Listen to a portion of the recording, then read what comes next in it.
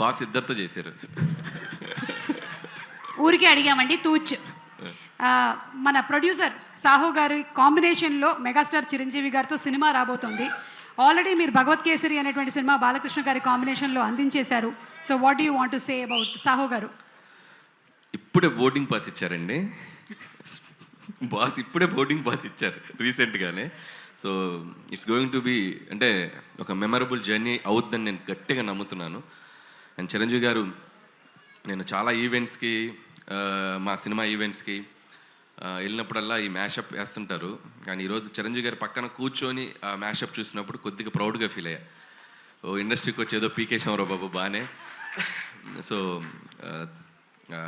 So ఖచ్చితంగా ఆయన సినిమాలు చూడని డైరెక్టర్లు కానీ, ఆయన సినిమాలు చూడని నిర్మాతలు కానీ, ఆయన సినిమాలు చూడని మిగతా ఏ టెక్నీషియన్స్ కానీ ఉండరు. సో ఒక జనరేషన్ని శాసించిన ఒక గొప్ప స్టార్ ఆయన. సో ప్రతి డైరెక్టర్కి కూడా అవకాశం ఎప్పుడు వస్తుందా అని ఒక చిన్న ఇది ఉంటుంది, బట్ నాకు వచ్చింది.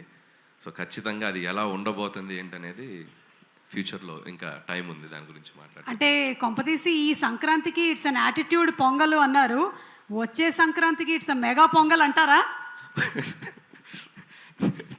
ఏమో అనొచ్చేమో తెలియదు, ఇప్పుడే ఇంకా అనుకుంటున్నామండి, ఇంకా స్టార్ట్ అవుతుంది ఇప్పుడే జర్నీ. అది బాస్ చెప్తారు. చిరంజీవి గారు ఏదో అంటున్నారు.